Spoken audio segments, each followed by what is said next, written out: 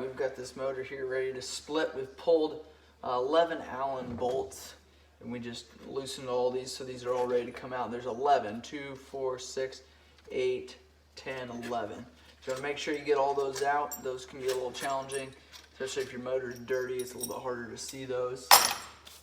We've got a couple down in here by this shift linkage.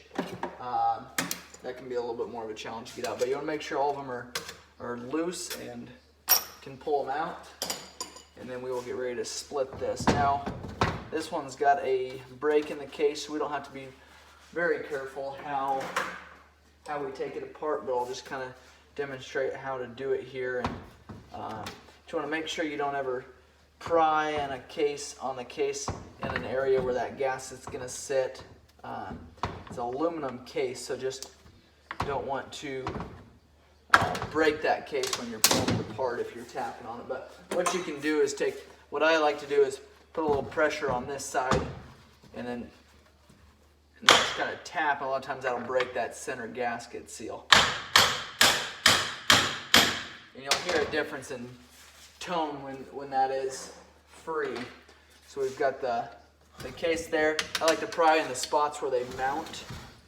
That is a safe spot to pry, but you don't want to purposely cause damage or pry too hard.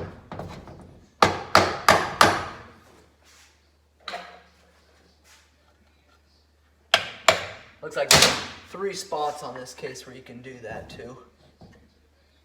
There you go. A lot of times it just got to break free. A lot of times those dowel pins get rusty in there, making it just a little bit more of a challenge to get apart. So that is the case. We're going to split it here. What I like to do is tip it up like this, kind of keep all the gears in one side.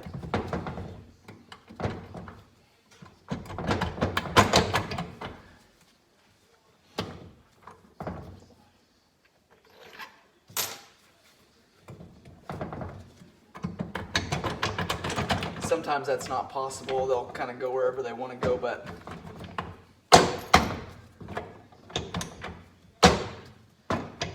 be able to keep stuff together. Now, sometimes what we'll do is if all the gears are staying in one side, I'll just flip it over and pull from the other side. That way they're staying on one part, but this side is being a little more challenging than the start.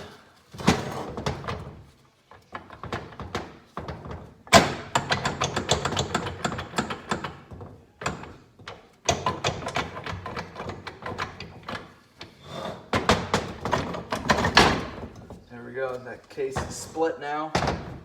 We've got the crank that stayed on this side. We've got the transmission on this side. So now this crank looks good. What I'm going to do is take a rubber mallet, tap it out.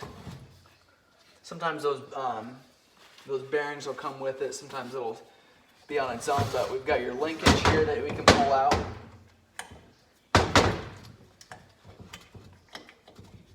It's spring loaded, so just kind of be careful when we're pulling that off.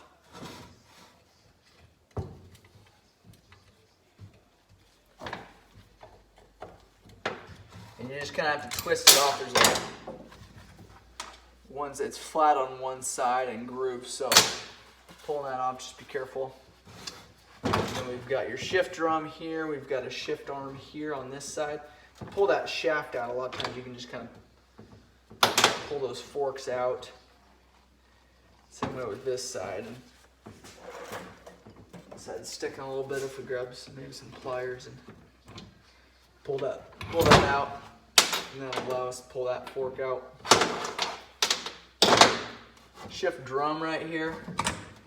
Pull that out. The shift star, if you remember, sits right there. There's a keeper that needs to be lined up.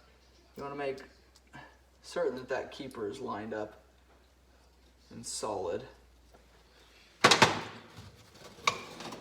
This is the gear and the shaft that the clutch is on. And we've got the gear and the shaft here that the countershaft sprocket's on. So that is a crankcase half on this side. And we'll pull this case using a rubber mallet or a plastic mallet. We don't want to damage these threads. And you can even take this flywheel bolt, put it on there, and you could even tap on it with a socket if need be, but you want to be careful not to damage those threads or the end of that crankshaft. But that's a crankcase split on an 82 Yamaha YZ490.